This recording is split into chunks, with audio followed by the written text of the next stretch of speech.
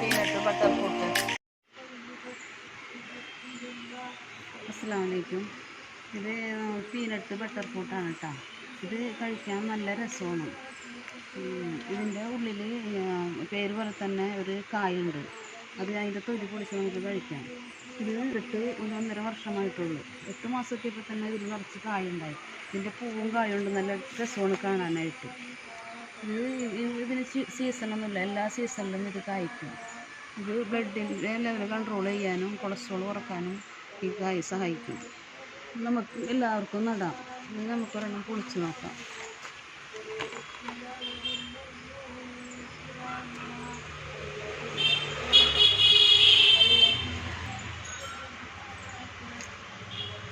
ഇതിൻ്റെ ഉള്ളിലൊരു കായുണ്ട്. ഈ കായിന് ഒരു പോളയുണ്ട്. ഈ പോള ഒഴിച്ച് കഴിഞ്ഞാൽ നമുക്ക് കപ്പലണ്ടി വല്ലത് കഴിക്കാം. ഇതും കഴിക്കാൻ പറ്റും.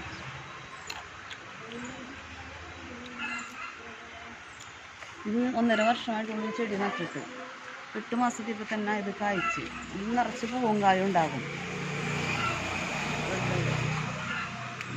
ഇത് ബ്ലഡ് ലെവൽ കൺട്രോൾ ചെയ്യാനും കൊളസ്ട്രോൾ കുറക്കാനും ഒക്കെ സഹായിക്കും. നമുക്കിതിൻ്റെ പുതിയൊരു തൈ ഉണ്ടാക്കണമെങ്കിൽ ഇതിനെ കമ്പ് വെട്ടി നട്ട് പിടിപ്പിച്ചാൽ മതി.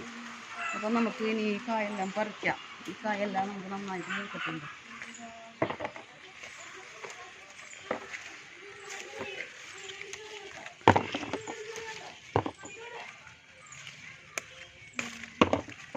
ഈ കായ നല്ല പാകമായ കായാണ്.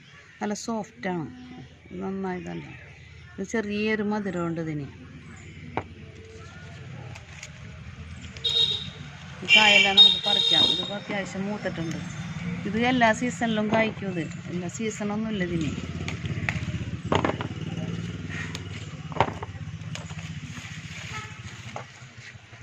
ഇത് നിങ്ങൾക്ക് ഇഷ്ടമായെങ്കിൽ ലൈക്ക് ചെയ്യുക, സബ്സ്ക്രൈബ് ചെയ്യുക, ഷെയർ ചെയ്യുക. ഇൻഷാ അല്ലാഹ് നമുക്ക് വേറെ വീഡിയോ ആയിട്ട് കണ്ടുപിടിക്കാം. അസ്സലാമു അലൈക്കും.